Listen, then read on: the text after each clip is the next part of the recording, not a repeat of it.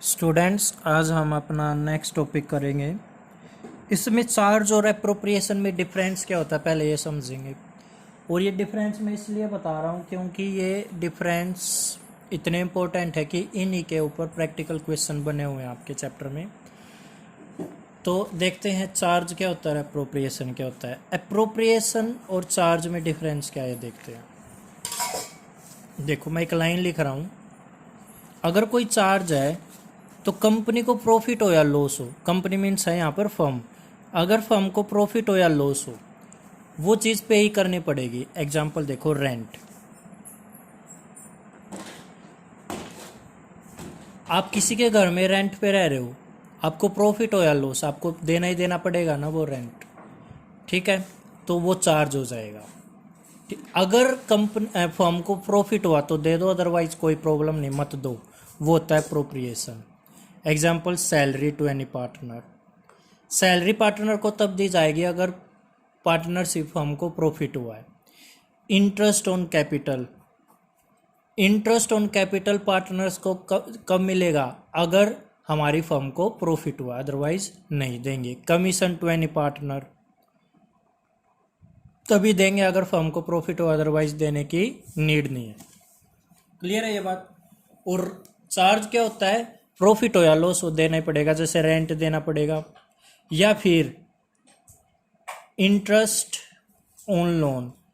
मान लो आपने लोन ले लिया बैंक से और आपको लॉस हो गया, तो क्या आप बैंक को यह जाके बोल दोगे मेरे को लॉस हो गया, मैं इंटरेस्ट नहीं दे रहा? देना ही पड़ेगा ना फिर भी। तो यही बात है, इंटरेस्ट ऑन लोन आपको देना ही देना पड़ेगा। और जो चीज़ देनी ही देनी पड़े फर्म को, प्रॉफिट हो या लॉस, वो क्या हो जाता है? चार्ज। और एप्रोप्रिएशन, अगर प्रॉफिट है तो दे दो, अदरवाइज मत दो। जैसे salary, interest on commission, reserve या फिर कमीशन। तो दो हो चुके हैं हमारे चार्ज में, एक तो रेंट हुआ है, एक इंटरेस्ट ऑन लोन हुआ है, और तीसरा देखो मैनेजर कमीशन। क्या बोला मैंने? Managers commission. जो मैनेजर होते हैं फर्म में, वो वर्कर एम्प्लॉय होते हैं फर्म के, उनको कमीशन देना ही देना पड़ेगा। हमारी फर्म को प्रॉफिट हो या लॉस हो, वो देना ही देना पड़ेगा। क्लियर है? तो अब मैं बोलता हूं चार्ज। यहां पर देखो, whether the firm is earning profit और इनकरिंग लॉस। लॉस के साथ इनकर्ड वर्ड यूज होता है, याद रख लेना। Incurring loss, it has to be paid. It has to be paid, ये देना ही देना पड़ेगा। इट का मतलब है यहाँ पर चार्ज में जो आएगा, जैसे rent, interest on loan, manager commission, ये तीन वर्ड्स याद रख लेना, ये चार्ज होते हैं। और अप्रोप्रिएशन क्या हो जाएगा? If the firm is earning profit then only it has to be paid. It has to be paid. अगर हमारी फर्म प्रॉफिट कमा रही है तो ही देने की नीड है ये सारी चीज़ें, अदरवाइज कोई ज़रूरत नहीं है। बट जो चार्ज है, हमारी फर्म को प्रॉफिट हो या लॉस हो, रेंट हो गया, जैसे इंटरेस्ट ऑन लोन हो गया, मैनेजर कमीशन हो गया, ये देने ही देने पड़ेंगे। ये कॉन्सेप्ट था हमारा इसमें। तो अब मैनेजर कमीशन के ऊपर कुछ क्वेश्चंस बनेंगे, वो मैं बताऊंगा, ठीक है। रेंट पे भी कुछ क्वेश्चंस बनेंगे और इंटरेस्ट ऑन लोन पर भी वो क्वेश्चंस करेंगे नेक्स्ट वीडियोस में।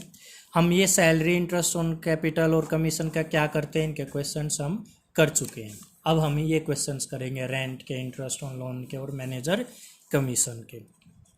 याद रख लेना, जो चीज़ अप्रोप्रिएशन में आती है वो जाएंगी P and L appropriation account में। कौन से अकाउंट में? P and L appropriation account में। और वो आप बनाना सीख चुके हो, P and L appropriation account. जैसे ये चीज़ें जाती है ना P and L appropriation account में। अब इधर आ जाओ, जो चीज़ चार्ज में जाएंगी, जैसे rent, interest on loan, manager commission, उसके लिए आपको अकाउंट बनाना पड़ेगा P and L account, means profit and loss account. दोनों में अंतर क्या है? ये P and L appropriation account है और ये केवल पी एंड एल अकाउंट है। अब पी एंड एल अकाउंट कैसे बनता है मैं आपको याद दिला दूँ, हालांकि आपने 11th क्लास में बना रखा है। यहाँ पर बहुत छोटा सा प्रॉफिट एंड लॉस अकाउंट बनता है। Profit and loss account means P and L account. आपको पता है यहाँ डेबिट साइड लिखेंगे, यहाँ पर क्रेडिट साइड लिखेंगे। देखो मान लो फर्म का प्रॉफिट दे रखा है यहाँ पर 6 लाख रुपए, क्लियर है। अब यहाँ पर क्या क्या मिल सकता है, रेंट 1 लाख रुपए, और क्या मिल सकता है, मैनेजर कमीशन 2 लाख रुपए, और क्या मिल सकता है, इंटरेस्ट ऑन लोन। ये तीनों मिल सकते हैं, कोई 2 मिल सकते हैं या कोई 1 मिलेगा। ये मान लेना आप 50,000 रुपये।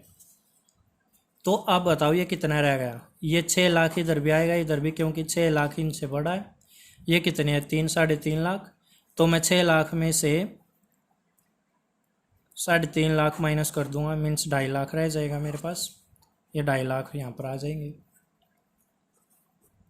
और इस 2.5 लाख को यहाँ पर क्या लिखा जाएगा, profit transferred to P&L appropriation account. अब देखो इस आपको इसके बाद क्या बनेगा, P&L appropriation account, P&L appropriation account ऐसे बनेगा ना। ये जो है प्रॉफिट 2.5 लाख रुपए अब इधर आ जाएगा, यहाँ पर आता ना प्रॉफिट P&L एप्रोप्रिएशन में, अब ये इधर आ जाएगा 2.5 लाख। क्लियर है, मीन्स P&L एप्रोप्रिएशन अकाउंट से पहले P&L अकाउंट बनेगा, और यहाँ पर प्रॉफिट लिख के इधर इनमें से तीनों में से कोई एक आया वो माइनस कर देंगे, या तीनों आया तो तीनों माइनस कर देंगे, 2 आए तो दोनों माइनस कर देंगे। माइनस करने के बाद जो बचेगा वो आ जाएगा कहाँ पर, P&L एप्रोप्रिएशन अकाउंट के क्रेडिट साइड, बाय प्रॉफिट लिख देना, बाय प्रॉफिट के नाम से। क्लियर है, आपको ये कॉन्सेप्ट आया समझ में। अब इसको हम क्वेश्चंस के थ्रू भी समझेंगे अपनी नेक्स्ट वीडियोस में। क्लियर है ये बात, ठीक, थैंक यू।